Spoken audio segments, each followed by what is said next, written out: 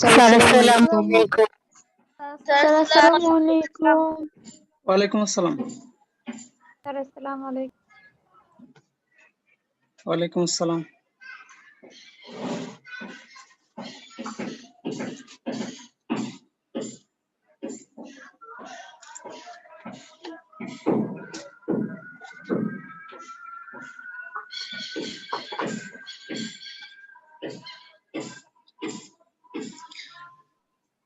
Sir আসসালামু আলাইকুম।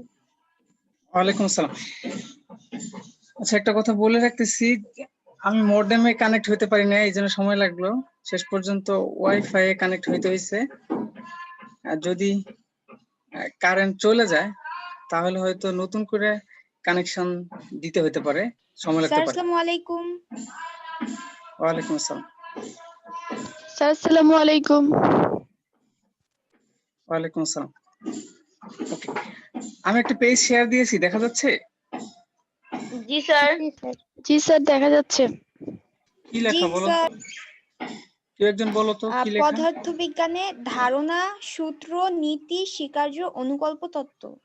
আচ্ছা, ওকে, থ্যাংক ইউ। আজকে মূলত আমরা এই 5টা 1 2 3 4 5 আচ্ছা 6টা শব্দ, এই 6টা শব্দই পড়বো, তাহলে আমাদের এই অধ্যায়টা শেষ। তারপরে আমরা দ্বিতীয় পত্রের প্রথম অধ্যায় শুরু করব। ওকে, এই পড়াগুলো শেষ হইলে আরেকটা কাজ আছে, আগের যেগুলো পড়া হয়েছিল সেগুলো একটু রিভিউ করবো আর কি, জিজ্ঞাসা করব। আর শেষের দিকে একটা অ্যাসাইনমেন্ট আছে, যাদের কাছে খাতা নাই কাইন্ডলি খাতা নিয়ে আসো। অ্যাসাইনমেন্টটা খুবই গুরুত্বপূর্ণ। ওয়ালাইকুম সালাম। অ্যাসাইনমেন্ট খাতা বলতে প্র্যাকটিক্যাল খাতা?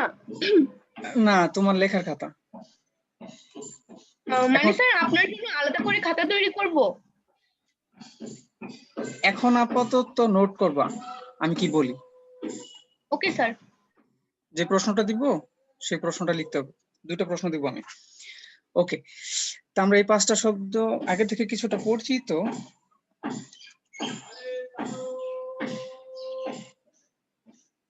তোমরা যদি জয়েন করতেই থাকো তাহলে তো ঝামেলা।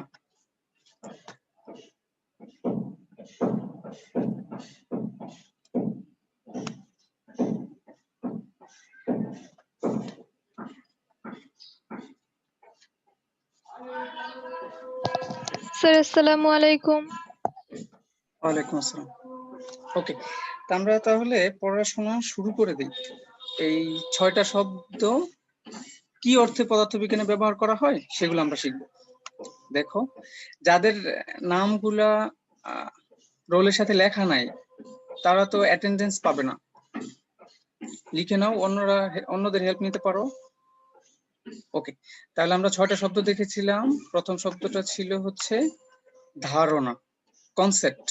দ্বিতীয় শব্দটা সূত্র, তৃতীয়টা নীতি বা প্রিন্সিপাল। প্রিন্সিপাল বানানটা একটু দেখো, প্রিন্সিপাল বানানটা এরকম করে হবে, PLE, PAL না, ঠিক আছে?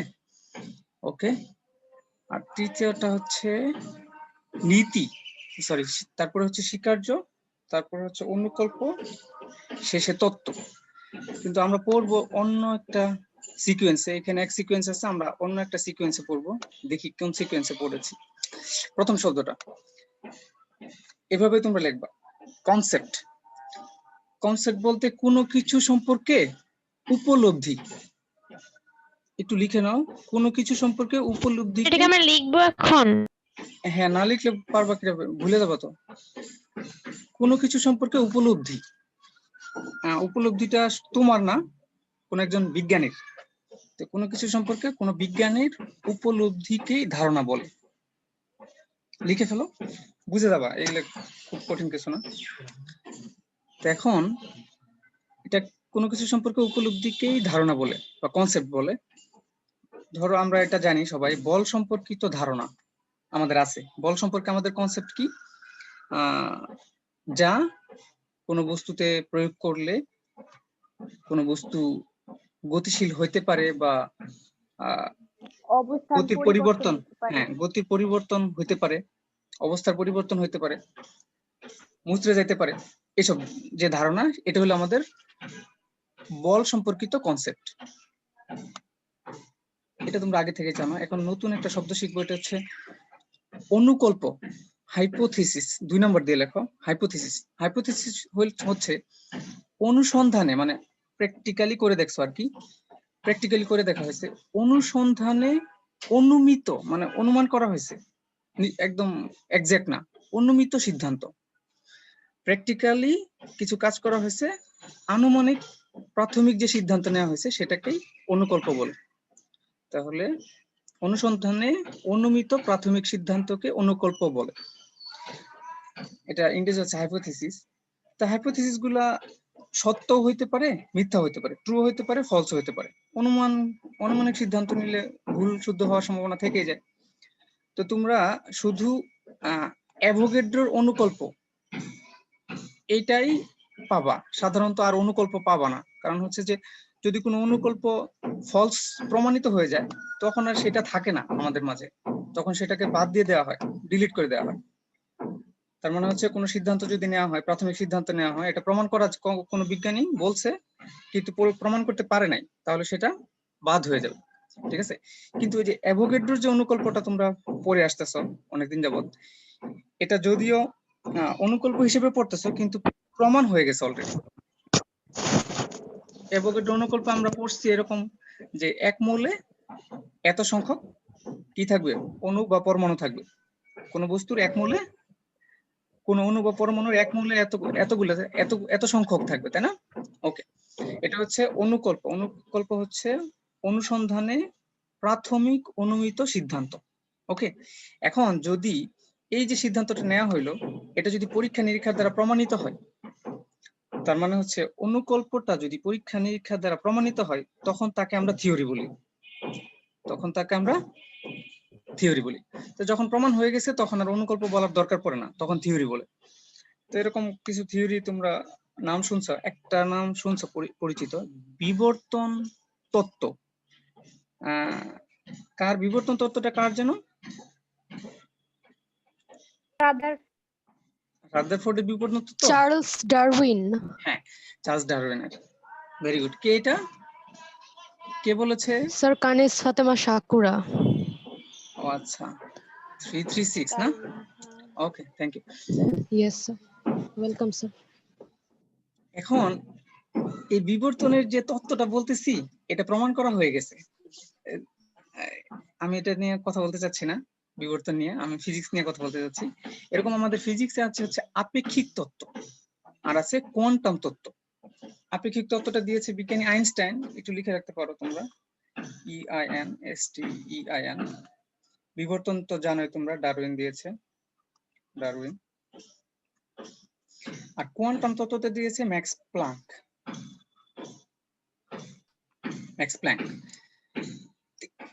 এগুলো হচ্ছে প্রমাণ হয়ে গেছে। অনুকল্প প্রথমে দিয়েছিলেন, তারপর এটা প্রমাণ করা হয়ে গেছে। প্রমাণ যখন করা হয়েছে তখন এগুলা তত্ত্ব হয়ে গেছে। আইনস্টাইনের আপেক্ষিক তত্ত্ব সম্পর্কে আমরা পড়বো। আইনস্টাইন যখন আপেক্ষিক তত্ত্ব দিছে, এর আউটকামটা হচ্ছে আমাদের আমরা তত্ত্ব কেন পড়বো, প্রকৃতির বিভিন্ন ঘটনা ব্যাখ্যা করতে পারবো। তো আইনস্টাইনের আপেক্ষিক তত্ত্ব দেওয়ার আগে আমাদের কাছে অনেক কিছু জট ছিল, সেগুলো কেটে গেছে।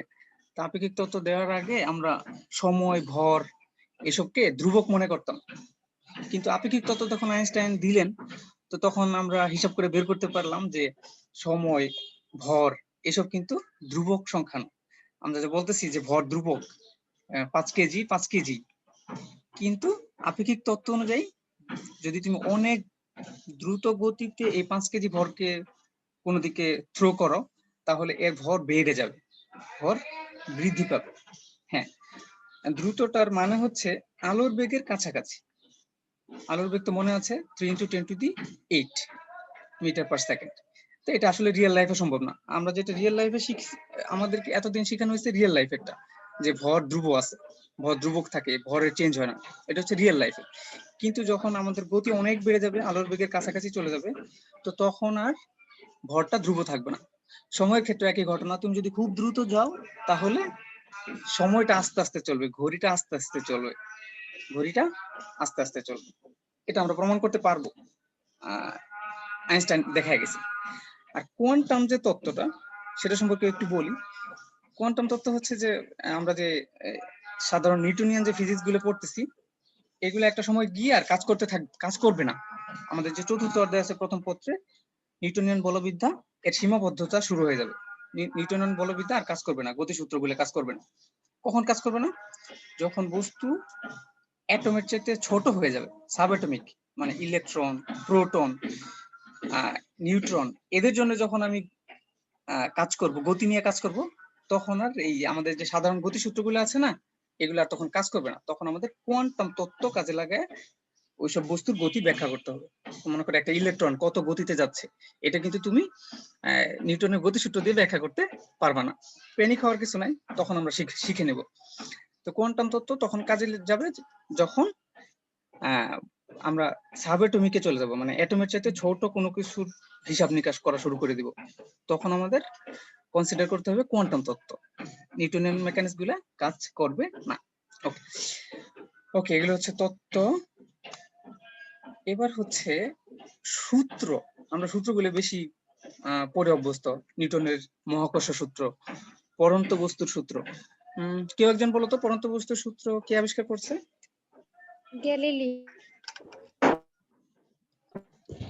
গ্যালিলিও। আচ্ছা, কে বলেছে প্রথমে? গ্যালিলিও। আমি বললে আমি চিনবো না তো। 392 স্যার। ওকে, রোল বললে আমি চিনবো। ওকে, এবার প্রমাণ করেছেন আমাদের বিজ্ঞানী নিউটন, তাই না?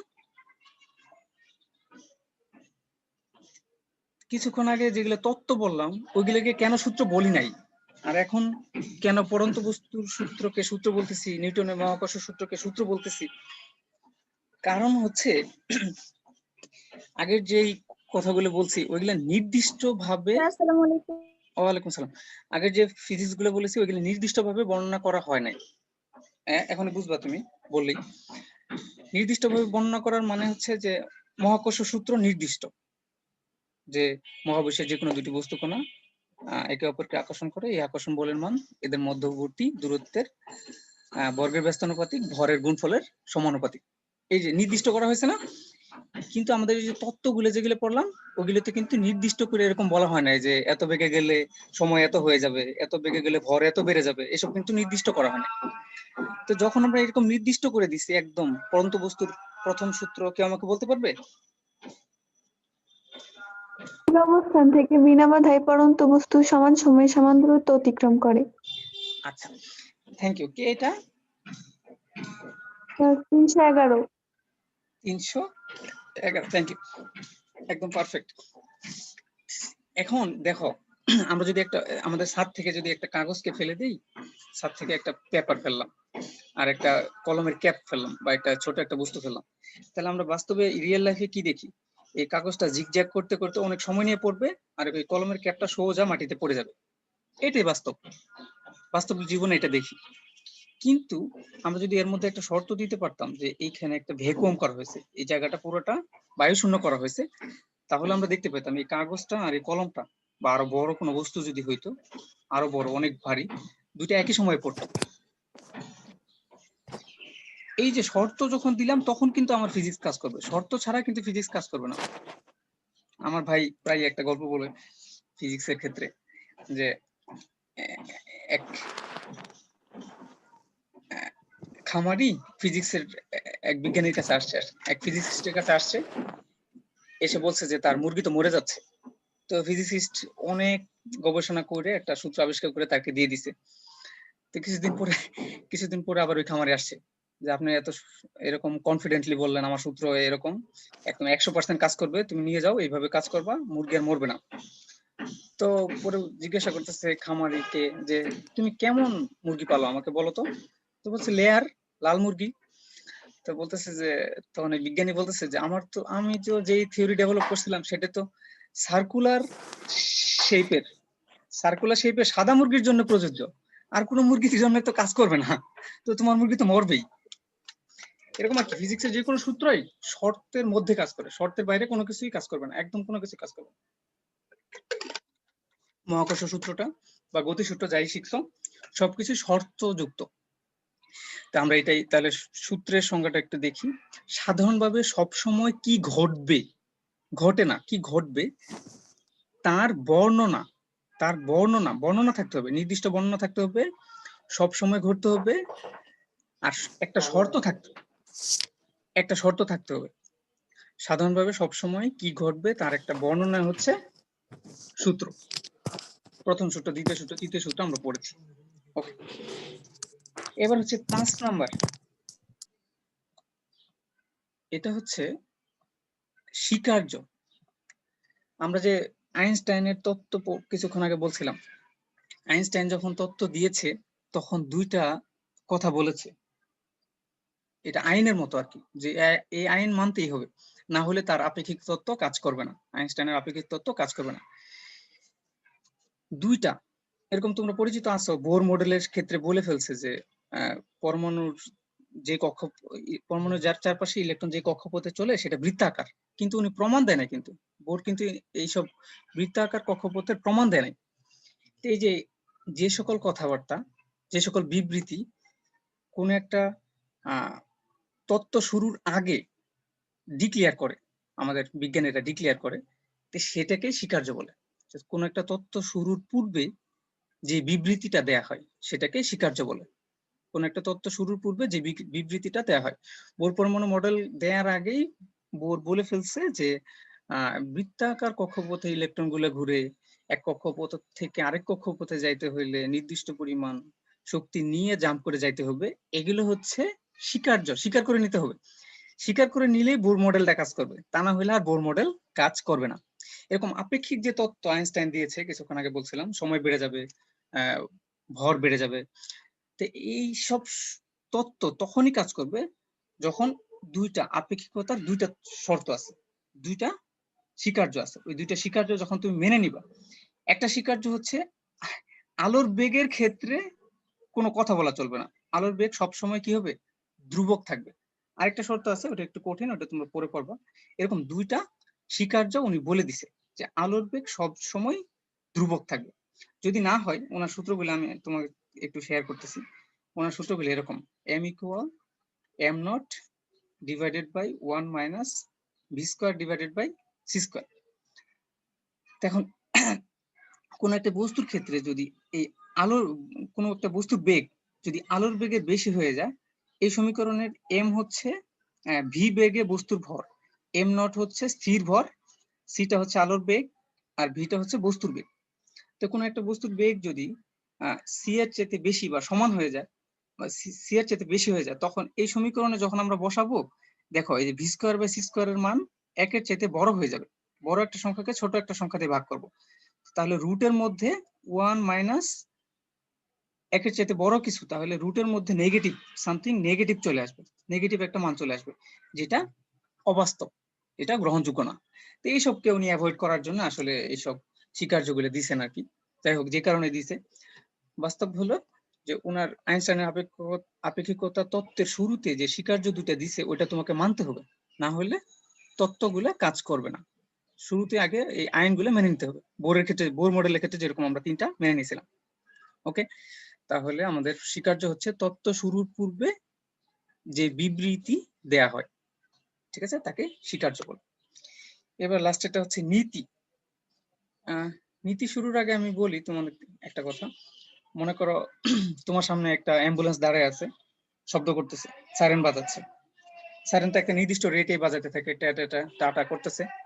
তো এখন যদি এই সাইরেনটাই তুমি রাস্তায় দাঁড়িয়ে শোনো, ওই রাস্তার পাশে তুমি দাঁড়ায় আছো, এখানে তুমি দাঁড়ায় আছো, এখানে তুমি দাঁড়ায় আছো, তখন একটা অ্যাম্বুলেন্স আসতেছে। তো অ্যাম্বুলেন্স যখন আসতে থাকে তখন আমাদের কাছে মনে হয় যে ফ্রিকোয়েন্সি বেড়ে গেল, ফ্রিকোয়েন্সি বেড়ে গেল, মনে হচ্ছে শব্দ সংখ্যা বাড়ায় দিচ্ছে, সেকেন্ডে শব্দ সংখ্যা বাড়ায় দিচ্ছে। আর যখন আমাদেরকে ক্রস করে চলে যায় তখন কি মনে হয়, শব্দ সংখ্যা কমে যাচ্ছে। প্র্যাকটিক্যালি একটু চেক করে দেখো। এই যে একটা ঘটনা, এটা বাস্তবে আমরা ফিল করি, খুব সহজেই ফিল করতে পারি, যে কোনো একটা উৎস যদি আমাদের দিকে আসতে থাকে তাহলে মনে হয় মানে খুব দ্রুত শব্দ করতেছে, আর যখন উৎসটা আমাদের থেকে দূরে সরে যায় তখন মনে হয় যে এর শব্দ করার হারটা কমে গেছে, রেটটা কমে গেছে। আগে যে সেকেন্ডে 5টা শব্দ করতে, এখন সেকেন্ডে 4টা করতেছে। আস্তে আস্তে মনে হয় ঘুমায় যাচ্ছে, এরকম আর কি। এই যে ঘটনাটা তুমি এমনিতেই বুঝতে পারতেছো, কিন্তু প্রমাণ করতে পারতেছো, প্রমাণ করতে পারবা না কেন হচ্ছে, কোথায় কোন প্রবলেমের কারণে এরকম হচ্ছে, বা কেনই বা এরকম হয়, এটা তুমি প্রমাণ করতে পারবা না। কিন্তু এটা এই যে ঘটনাটা, এই ঘটনাটা দিয়ে তুমি কাউকে বুঝাতে পারবা যে কোনো একটা বস্তু যখন বা কোনো একটা উৎস যখন তোমার দিকে আসে, তখন এর কম্পাঙ্ক বেড়ে যায়, আর যখন দূরে চলে যায় তখন কম্পাঙ্ক কমে যায়। এটা হচ্ছে নীতি, এটা হচ্ছে নীতি। যে সকল প্রাকৃতিক সত্য, প্রাকৃতিকভাবে সত্য, যে তোমার কাছে আসলে কম্পাঙ্ক বেড়ে যাবে, সরাসরি স্পষ্টভাবে প্রমাণ করা যায়। তুমি কিন্তু স্যার হ্যাঁ বলো। স্যার এখানে উপরিপাতনের আগে যে ওয়ার্ডটা লেখা হয়েছে এটা কি বুঝতে পারতেছিলাম না। হ্যাঁ বলবো, ডপলার, ডপলার নীতি। ওকে, আচ্ছা, স্পষ্টভাবে প্রমাণ করতে পারতেছো কিন্তু। যে কাউকে সামনে নিয়ে অ্যাম্বুলেন্স যদি তোমাকে ক্রস করে, দেখবা যে তোমার কাছে যখন আসতেছে তখন দেখবা যে শব্দের মাত্রা বেড়ে যাচ্ছে, শব্দ খুব সেকেন্ডে অনেকবার করতেছে। যখন তোমাকে ছেড়ে যাচ্ছে তখন মনে হবে যে কমে যাচ্ছে, সেকেন্ডে 5বার করতেছে। আগে যখন কাছে আসতেছিল তখন 6, 7, 8 এরকম মনে হচ্ছিল। তুমি এমনিতে বুঝতে পারবা, কিন্তু বাস্তবে একটা নির্দিষ্ট রেটেই অ্যাম্বুলেন্সটা শব্দ করতেছে। এই যে প্রাকৃতিক ঘটনাটা, এটাকে বলে নীতি। প্রাকৃতিক সত্য সরাসরি স্পষ্টভাবে প্রমাণ করা যায় না, মানে তুমি বলতে পারবা না কেন হচ্ছে, কিন্তু এই যে ঘটে যাওয়া ঘটনাটা ব্যাখ্যা করতে পারবা, যে সামনে কাছে আসলে বেড়ে যাবে, দূরে গেলে কমে যাবে। এটা হচ্ছে নীতি। এ ধরনের নীতি অনেকগুলো আছে। ডপলার নীতি হচ্ছে, আমি যেটা বললাম কিছুক্ষণ আগে শব্দের ক্ষেত্রে, এটা হচ্ছে ডপলারের নীতি। আমাদের আগে সিলেবাসে ছিল, এখন নাই, বা হয়তো সময় পেলে পড়ানো হতে পারে। আবার উপরিপাতন নীতি একটা স্যার আছে, কিসের নীতি বললেন? ডপলার। ডপলার। হ্যাঁ, আবার আমাদের আরেকটা আছে অনিশ্চয়তা নীতি। অনিশ্চয়তা নীতিটা অনেক মজার একটা নীতি। অনিশ্চয়তা নীতিটা আমাকে বলে যে কোনো একটা বস্তুর অবস্থান, মানে বস্তুটা কোথায় আছে, এটাকে যদি তুমি নির্দিষ্ট করে ডিটেক্ট করতে পারো, চিহ্নিত করতে পারো, মনে করো বস্তুটা এখানে আছে, তাহলে এই বস্তুটা যদি গতিশীল হয় তাহলে এর ভরবেগ নিশ্চিত হতে পারবো না। অবস্থান যদি নিশ্চিত হতে পারো তাহলে ভরবেগ নিশ্চিত হতে পারবে না, আর যদি ভরবেগ নিশ্চিত হতে পারো তাহলে অবস্থান নিশ্চিত হতে পারবে না। এটা হচ্ছে হাইজেনবার্গের অনিশ্চয়তা নীতি। কোন একটা বস্তুর অবস্থান একদম নিশ্চিত, নিশ্চিত বলতে 100%, তাহলে ভরবেগ নিশ্চিত হতে পারবে না, আর যদি ভরবেগ নিশ্চিত হতে পারো তাহলে অবস্থান নিশ্চিত হতে পারবে না। এটা আসলে প্রাকৃতিক সত্য, ঠিক আছে? তো এটা আমরা হয়তো একটু পড়বো, আমাদের সেকেন্ড পেপারের একটা অধ্যায়ে অল্প একটু পড়বো, ঠিক আছে? এগুলো হচ্ছে প্রাকৃতিক সত্য, এগুলোকে আমরা নীতি বলি। এগুলোকে ব্যবহার করে আমরা অনেক কাজ করব, কিন্তু এগুলো সরাসরি প্রমাণ করতে পারবো না। ওকে, আজকে পড়া আসলে এইটুকুই। আগে যা পড়া হয়েছে ওইগুলো আমি একটু জিজ্ঞাসা করব। নেক্সট ক্লাসে আমরা P2 ফিজিক্স সেকেন্ড পেপারের চ্যাপ্টার 1 তাপ তাপ গতিবিদ্যা, তাপ সম্পর্কিত একটা অধ্যায়, এটা আমরা পড়বো, যেখানে নিউটনিয়ান বলবিদ্যা কাজ করবে না, একটু ইন্ডিপেন্ডেন্ট একটা চ্যাপ্টার, P2 চ্যাপ্টার 1। ওকে, তোমাদের জন্য এখন কেন একটা কাজ করবে না? নিউটনিয়ান গতিবিদ্যা সীমাবদ্ধতা, ফিজিক্স তো সব জায়গায় কাজ করবে না, অনেক এক এক সূত্র এক এক জায়গায় কাজ করবে, ইউনিভার্সাল কোনো সূত্র তো নাই। তোমার সুযোগ আছে যে কোনো জায়গায় কাজ করার। আপনার কথা কিছু শোনা যাইতেছে না। আমার ফুল সাউন্ড দেয়া আছে, দেখো অন্যরা মনে হয় শুনতে পাচ্ছে। তোমার সাউন্ডের মেবি সমস্যা কি? তোমার ওয়াইফাই দা প্রবলেম। আচ্ছা আচ্ছা, তোমাদের জন্য একটা অ্যাসাইনমেন্ট, প্রশ্নটা তুলে নাও সবাই। প্রশ্ন এখানে দুইটা আছে অবশ্যই, আমি প্রশ্ন বলে দিচ্ছি। অ্যাসাইনমেন্টটা 9, 10-এ পড়ে আসছো, এই জন্য আর ওইভাবে বলবো না, উত্তর বলে দেবো না আর কি। রাশি প্রকাশে একক কেন প্রয়োজন, রাশি পরিমাপে একক কেন প্রয়োজন? দুইটা প্রশ্ন। রাশি প্রকাশে একক কেন প্রয়োজন, রাশি পরিমাপে একক কেন প্রয়োজন? ওকে, দুইটা প্রশ্নের জন্য 4 মার্কস। যে দুইটা প্রশ্নের উত্তর দিতে পারবে, আজকে রাত 10টায় আমি রেজাল্ট প্রকাশ করব, সে পাবে 5। দুইটারই সঠিক উত্তর দিলে 5 পাবে, এক বোনাস। কই দিব? মানে আমরা সলভ করে কোথায় জমা দিব? হ্যাঁ, ওই মেসেঞ্জার গ্রুপে জমা দিলেই হবে। আমি বলে দেবো কিভাবে দিবা, আমি বলে দিচ্ছি এখনই। রাশি প্রকাশে একক কেন প্রয়োজন, রাশি পরিমাপে একক কেন প্রয়োজন। এখন উত্তরটা কিভাবে দিবা, অ্যাসাইনমেন্টটা কিভাবে সাবমিট করবা, এটা আমি বলে দিচ্ছি। একটা উত্তরের ফরম্যাটটা আমি লিখে দিছি, কারণ এক একজন এক একভাবে করলে বাজে দেখা যাবে। এভাবে লিখবা, assignment 1 to SM Yakub sir by, তোমার রোল লিখবা 20, মনে করো 330 32 যা আছে লিখবা। আজকে ডেট লিখবা 11/8/20। কয়টার সময় তুমি সাবমিট করলা এটা একটু লিখবা, মানে ছবি তোলার আগে জাস্ট টাইমটা লিখবা, ঠিক আছে? ওকে, আমি একটা প্রশ্নের উত্তর লিখে দিছি, এই ফরম্যাটে তুমি উত্তরটা লিখবা 2 মার্কসের জন্য। প্রশ্নটা এরকম, স্মরণ প্রকাশে দিক কেন প্রয়োজন? স্মরণ প্রকাশে দিক কেন প্রয়োজন? আমরা জানি স্মরণ ভেক্টর রাশি, তো দিক লাগবে। তো আমি ব্যাখ্যাটা কিভাবে চাইতেছি তোমার কাছ থেকে সেটা আমি বলে দিচ্ছি। নির্দিষ্ট দিকে অতিক্রান্ত দূরত্বকে স্মরণ বলে, এটা আমরা জানি। সংজ্ঞা দিয়ে দিলা প্রথমে, 1 মার্কস পেয়ে গেলাম। এখন হচ্ছে যে দিক যে প্রয়োজন, এটা আমি কিভাবে বুঝাবো সেটা বলেছি। দেখো, যে ঢাকা থেকে 500 কিলোমিটার দক্ষিণে বঙ্গোপসাগর, এটা আমরা জানি সবাই। 500 কিলোমিটার বা যাই হোক একটা দূরত্ব হবে, 300 কিলোমিটার হোক, 500 কিলোমিটার দূরে দক্ষিণে বঙ্গোপসাগর। এখন কেউ যদি ঢাকা থেকে অন্য যে কোনো দিকে, দক্ষিণ দিকে না গিয়ে অন্য যে কোনো দিকে 500 কিলোমিটার অতিক্রম করে, সে বঙ্গোপসাগর পাবে না, বঙ্গোপসাগর পাবে না। এই জন্য কাউকে যদি বলতে চাই আমরা যে ঢাকা থেকে বঙ্গোপসাগর কিভাবে যাবে, তাহলে তাকে বলতে হবে যে ঢাকা থেকে সোজা 500 কিলোমিটার দক্ষিণে যাও, বঙ্গোপসাগর পেয়ে যাবা। অর্থাৎ স্মরণ প্রকাশের জন্য দিকটা অবশ্যই প্রয়োজন, এটুকু এনাফ।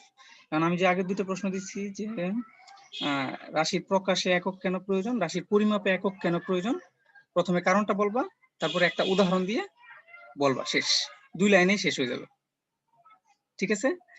আশা করি সবাই বুঝতে পারছো। ওকে, তা আমি একটু মুছে দিয়ে আগের যে পড়াগুলো ছিল এগুলো একটু রিভিউ করব। সবাই একটু রেডি হও। আমি যাকে পার্টিসিপেন্ট লিস্ট থেকে যাকে বলবো সে সঙ্গে সঙ্গে রেসপন্স করবো, না হলে কিন্তু তাকে আমি অ্যাবসেন্ট করে দেব। আমি যা লিখেছিলাম সবকিছু মুছে দিলাম, নতুন পেজ নিচ্ছি। ওকে, তোমার কাছে আমি জানতে চাচ্ছি যে 10⁻15 মিটার, এটাকে যদি আমি উপসর্গ দিয়ে প্রকাশ করি তাহলে কত হবে? আমরা শিখেছিলাম প্রথম ক্লাসে, এভরি প্লেয়ার 10⁻15 সমান কত? নির্দিষ্ট করে জিজ্ঞাসা করবো? আচ্ছা জিজ্ঞাসা করি তাহলে। স্যার ফেমটো হবে না? ফেমটোমিটার, ওকে, কে এটা? স্যার আমি শেখ দৃষ্টি আহমেদ ঈশান, রোল 20404। 404। আচ্ছা, এটা হচ্ছে ফেমটোমিটার, এটা হচ্ছে আচ্ছা 1 ফেমটোমিটার। ওকে, এখন বলো তো, কেউ একজন বলো তো, যে আমি যেভাবে 1 ফেমটোমিটার লিখেছি এই পদ্ধতিটা কি ঠিক আছে কিনা? আচ্ছা আমি একটু আবার লিখি, 1, এই এফটাকে খুব কাছাকাছি লিখলাম আর এমটাকে দূরে লিখলাম, এই যেভাবে লিখেছি এটা কি ঠিক আছে? কেউ একজন বলো। নো স্যার, ও স্যার, এফ আর সাথে লিখতে হবে, কি করতে হবে? এফ আর এম একসাথে লিখতে হবে। একসাথে। আচ্ছা, তাহলে কিভাবে লিখবো? আরে জি স্যার, এফ আর এম একসাথে লিখতে হবে। স্যার আচ্ছা। এফ আর এম এর মধ্যে কোনো স্পেস থাকবে না। স্পেস থাকবে না স্যার, এই পারে একসাথে হবে। তাহলে আমি লিখতেছি, সবাই খেয়াল করবে কিন্তু, যারা পার্টিসিপেট করতেছো না তারাও খেয়াল করো, হ্যাঁ? এভাবে লিখবো? জি স্যার। জি স্যার, এইভাবেই। স্যার ঠিক আছে। উপরটা ঠিক না নিচেরটা ঠিক? স্যার উপরেরটা, স্যার উপরেরটা। হ্যাঁ, উপরেরটা ঠিক। আমি কারণ বলে দিচ্ছি, যখন কোন রাশির একক লিখবো তখন রাশির যে সংখ্যাটা, পরিমাণটা, এই পরিমাণের সাথে আমার এককের মাঝে একটা স্পেস থাকবে। মাঝে একটা স্পেস থাকবে, আমি কিন্তু নিচে স্পেস দিই নাই, এটা হচ্ছে একটা নিয়ম, একটা স্পেস থাকবে। দ্বিতীয় আরেকটা নিয়ম হচ্ছে যদি উপসর্গ যোগ করি তাহলে উপসর্গ আর এককের মাঝে স্পেস রাখা যাবে না। কেউ একজন বলো তো, আমি এই যে দুইটা নিয়ম বলছি, দুইটা নিয়ম একসাথে বলবো। এশা 3 to 5। G sir. হ্যাঁ বলো, দুইটা নিয়ম বলছি, রাশি প্রকাশের ক্ষেত্রে দুইটা নিয়ম বলছি। একের মাঝে কি থাকা যাবে না, আর এফ আর এম এর মাঝে কি থাকা যাবে না। সংখ্যা আর এককের মাঝে স্পেস থাকতে হবে, আর উপসর্গ আর এককের মাঝে স্পেস থাকা যাবে না। ঠিক আছে এশা, বুঝতে পারছো? হ্যাঁ। আচ্ছা আয়েশা বলো তো 334 বলো, নিয়মটা বলো, একের মাঝে কেন স্পেস থাকবে আর এফ আর এম এর মাঝে কেন স্পেস থাকবে না।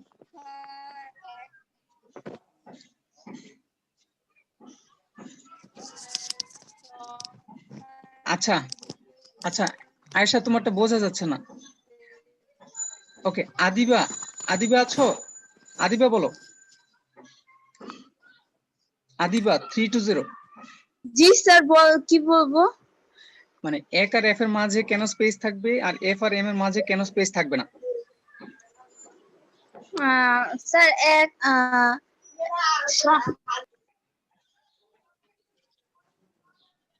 রাশি আর এককের মাঝে অবশ্যই স্পেস দিতে হবে। উপসর্গ স্যার রাশি আর এককের মাঝে স্পেস দিতে হবে, আর এককের মাঝে স্পেস দিতে হয় না। একক না, উপসর্গ আর এককের মাঝে স্পেস দেওয়া যাবে না। এবার যদি আমরা 10 মিটার পার সেকেন্ড লিখি, আচ্ছা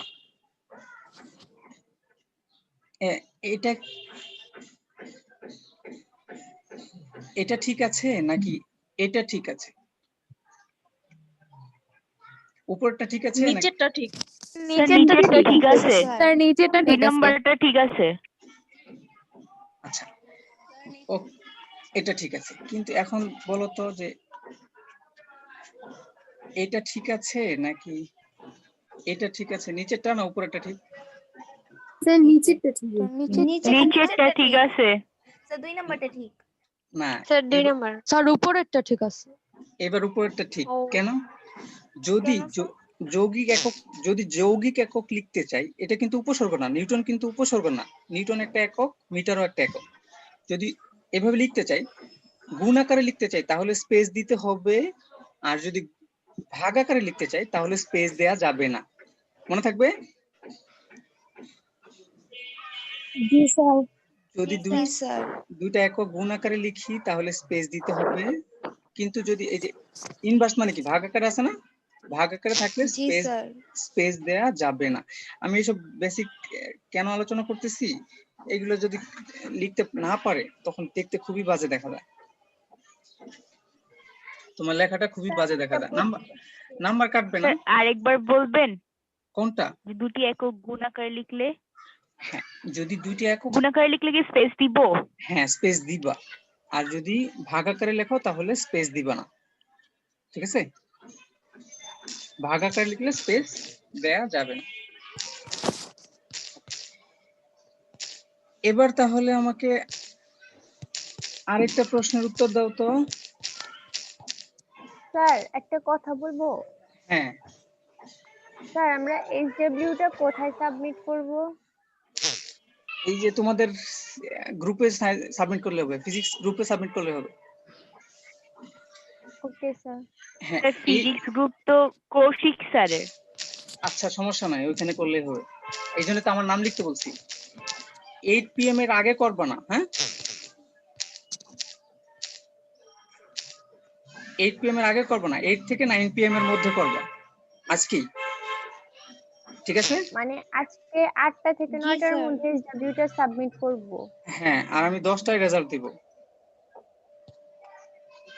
স্যার অ্যাসাইনমেন্টের জন্য কি স্পেশাল কোনো পেজ লাগবে, লাইক না না, আমি তো কিছু দেখতেছি না, আমি শুধু ছবি দেখবো। ছবিতে যেন ওকে থ্যাংক ইউ স্যার।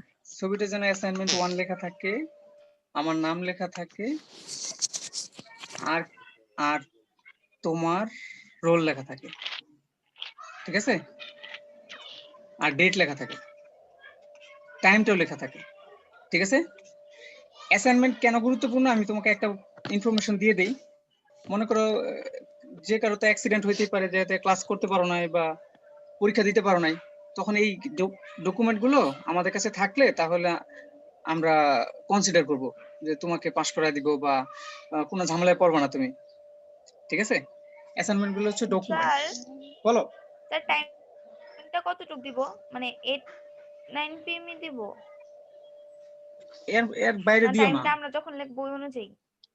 হ্যাঁ, তুমি যখন আমাকে সেন্ড করবা তখন তার জাস্ট আগে পাঠাইলে হবে, লিখলে হবে। তুমি যখন সেন্ড করবা তখন টাইমটা লিখে সেন্ড করবা, ঠিক আছে? Okay, আগে থেকে তোমরা উত্তরটা চেক করে নিও, নিজেদের মধ্যে আলোচনা করে নিও, ঠিক আছে? আমি তোমাদের পার্টিসিপেন্ট লিস্টের স্ক্রিনশট নিচ্ছি, যারা রোল লিখে নাই তারা কিন্তু অ্যাটেন্ডেন্স পাবে না। হ্যাঁ, ওকে। স্যার এই ক্লাসটা কি ইউটিউবে আপলোড করবেন? হ্যাঁ, অবশ্যই।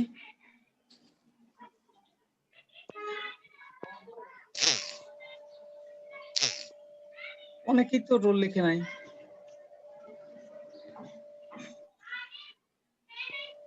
আমার কিন্তু কিছু করার নাই যারা রোল লিখে নাই। যে সুমাইয়া শারমিন রোল লিখে নাই, সুমাইয়া করিম রোল লিখে নাই। আমরা চ্যাটে আমাদের নাম রোল লিখে দিই, তাহলে আপনি ওই চ্যাট বক্সের স্ক্রিনশট নিয়ে নেন। আচ্ছা,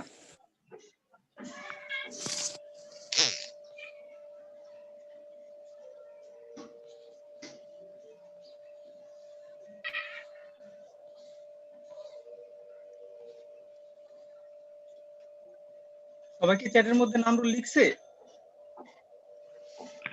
জি স্যার। স্যার একটা প্রশ্ন ছিল। হ্যাঁ, বলে স্যার আমাদের তো মানে ফিজিক্স গ্রুপ আছে একটা, কৌশিক স্যার, এখন আপনারটা তো নেই, এখন আমরা মানে অ্যাসাইনমেন্ট কি কোনো গ্রুপ খুলে ওটার মধ্যে দিব? না, ওইখানেই দাও, সমস্যা নাই। আর একটা করার দরকার আছে, আমাকে তো কৌশিক স্যার অ্যাড করলো, নতুন করে একটা করার দরকার নেই না। আচ্ছা, যদি থ্যাংক ইউ। করা যায়, কোনো হয়, অন্য কোনো সিদ্ধান্ত নেই, তাহলে আমি জানাই দেবো। 8টা পর্যন্ত সময় আছে তো, ঠিক আছে? এটা তো প্রবলেম ওকে হবে না। স্যার। Okay, ঠিক আছে, ক্লাস আজকে এই পর্যন্তই। তাপমাত্রার পার্থক্যটা সবাই পড়ে নিবে। হ্যাঁ, নেক্সট ক্লাসে লাগবে। স্যার আসসালামু আলাইকুম। ওয়ালাইকুম আসসালাম। আসসালামু আলাইকুম। স্যার আসসালামু আলাইকুম। স্যার আসসালামু আলাইকুম।